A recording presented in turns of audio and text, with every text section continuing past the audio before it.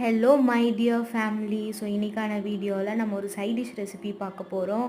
அதுக்கான இன்க்ரீடியன்ட்ஸ் தான் வந்து நான் இங்கே கொடுத்துருக்கேன். ஸோ இந்த ரெசிபி என்னென்னு பார்த்தீங்கன்னா, சோயா சங்க்ஸும் கேப்சிகம் வச்சு ஒரு சூப்பர் சைட் டிஷ் தான் இன்றைக்கி நம்ம பார்க்க போகிறோம். ஸோ சோயா சங்க்ஸை வந்து நம்ம நார்மலாக வீட்டில் செய்வோம் இல்லையா, ஹாட் வாட்டரில் போட்டு கொஞ்சம் நேரம் சோப் பண்ணிவிட்டு அப்புறம் நார்மல் வாட்டரில் வாஷ் பண்ணி அதை தண்ணி எல்லாமே ட்ரெயின் பண்ணி வச்சுருவோம். ஸோ நம்ம ரெசிபிக்குள்ளே போகலாம். அந்த கடாயை வச்சுட்டு அதில் வந்து கேப்சிகமும் ஆனியனும் வந்துட்டு சும்மா ட்ரை ரோஸ்ட் பண்ணுங்கள். இதில் ஆயில் எதுவும் சேர்க்க வேணாம் இப்போதைக்கு, நான் சொல்லும் போது சேர்த்தா போதும். ஸோ நீங்கள் வந்து நல்லா ரோஸ்ட் பண்ணிகிட்டே இருங்க. மேக் ஷுர் நீங்கள் வந்து அடுப்பை வந்து சிம்லேயே வச்சு பண்ணுங்கள். ஏன்னா வந்துட்டு நம்ம ஃப்ளேம் அதிகமாக வச்சிங்கன்னா சீக்கிரமாக கருகிறதுக்கான சான்சஸ் இருக்குது. ஸோ நீங்கள் சிம்லேயே வச்சுட்டு பண்ணுங்கள். நல்லா ரோஸ்ட் பண்ணிகிட்டே இருக்கும் போது ஒன்ஸ் இந்த ஆனியனும் கேப்சிகமும் கொஞ்சம் வந்து டிரான்ஸ்பரண்ட்டாக கிளாஸ் ஃபார்மில் இருந்த அப்புறமா நமக்கு வந்து கீ ஆட் பண்ணிக்கோங்க. கீக்கு ஆல்டர்னேட்டிவாக ஆயில் யூஸ் பண்ணிக்கலாம், பட் நம்ம ஹெல்த்தியர் குட் ஃபேட் இருக்கிறதுனால நம்ம கீ யூஸ் பண்ணிக்கலாம்.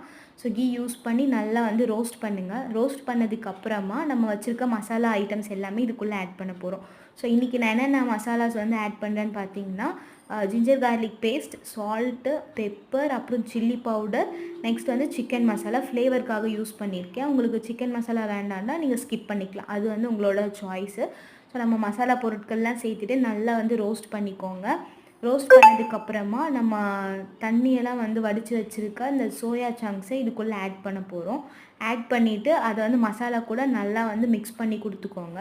கொடுத்ததுக்கப்புறமா நமக்கு தேவையான அளவுக்கு தண்ணி, ரொம்ப தண்ணி சேர்த்துட்டிங்கன்னா அது வந்து ஒரு சொதன்னு ஆகிடும். ஸோ உங்களுக்கு கிரேவி மாதிரி வேணும்னா தண்ணி கொஞ்சம் அதிகமாக சேர்த்துக்கோங்க. நான் இன்றைக்கி செய்ய போகிறது ட்ரையாக தான் செய்ய போகிறேன். ஸோ தண்ணி கம்மியாகவே வச்சுக்கிட்டு ஒரு மூடியை போட்டு மூடி வச்சுட்டு ஒரு 10 மினிட்ஸ் நீங்கள் நல்லா அந்த தண்ணி ட்ரெயின் ஆகிற வரைக்கும் வச்சிங்கனாலே போதும். நமக்கு நல்லா கேப்சிகம், சோயா சங்க்ஸ் எல்லாமே குக் ஆகி வந்துடும். நிஜமாலுமே டு பி ஆனஸ்ட் இந்த ரெசிபி வந்து சூப்பராக இருந்துச்சு. நான் இன்றைக்கி எது கூட நான் சாப்பிட்டேன்னு பார்த்தீங்கன்னா, டொமேட்டோ ரைஸ் கூட தான் சாப்பிட்டேன். சூப்பராக இருந்துச்சு டேஸ்ட்டு. நீங்கள் இது வந்து தோசை கூடயும் வச்சு சாப்பிட்லாம், இல்லை சப்பாத்தி கூட சைட் டிஷ்ஷாகவும் சாப்பிட்லாம், இல்லை நீங்கள் வந்து உள்ள ஸ்டஃப் மாதிரி வச்சுட்டு ரோல் பண்ணியும் சாப்பிட்லாம். ஸோ நெக்ஸ்ட்டு வர வீக்ஸில் வந்துட்டு 7 days 7 பிரேக்ஃபாஸ்ட் வீடியோஸ் போடலான்னு இருக்கேன்.